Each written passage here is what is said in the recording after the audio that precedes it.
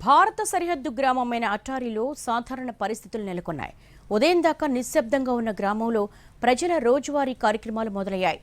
ఎక్కడ డ్రోన్ల దాడి జరుగుతుందోనని భయపడిన గ్రామస్తులు కాల్పుల విరమణతో ఊపిరి పీల్చుకున్నారు. బ్లాక్అవుట్, రెడ్ అలర్ట్ ఎత్తివేయడంతో రోజువారీ కార్యక్రమాల్లో మునిగిపోయారు.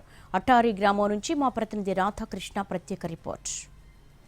భారతదేశపు సరిహద్దు గ్రామం ప్రస్తుతం మనం అటారీలో ఉన్నాం. ప్రస్తుతం మనం చూడొచ్చు కూడా అటారీకి సంబంధించిన గ్రామ పరిస్థితి ఏ విధంగా ఉందో. నిన్న మొన్నటి వరకు కూడా పూర్తిగా ఉద్రిక్తతల మధ్య ఈ అటారీ గ్రామం ఉండడం జరిగింది. ఎక్కడ చూసినా కూడా ఆర్మీకి సంబంధించిన వాహనాలతోటి, సైరన్లతోటి ప్రస్తుతం ఈ ప్రాంతం అంతా కూడా పూర్తిగా నిశ్శబ్దంగా ఉండేది, పూర్తిగా నిర్మానుష్యంగా ఉండేది. కానీ ఈ రోజు మాత్రం పూర్తిగా మారిపోయింది. చిన్నపిల్లలు మనం చూడొచ్చుగా, ఒకవైపు ఫుట్బాల్ ఆడుతున్నారు, మరొక వైపు క్రికెట్ ఆడుతున్న పరిస్థితి చూడొచ్చు.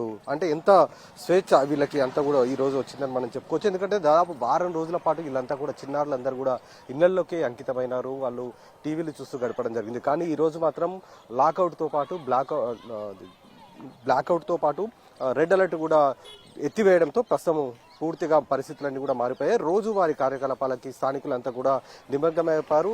గతంలో ఏ విధంగా అటారీ గ్రామం ఉండేదో ప్రస్తుతం అదే సిచ్యువేషన్ ఇక్కడ మనకు కనబడుతుంది. చిన్నారులు చాలా హాయిగా సంతోషాలతోటి ఆడుకుంటున్న సిచ్యువేషన్ కనబడుతుంది.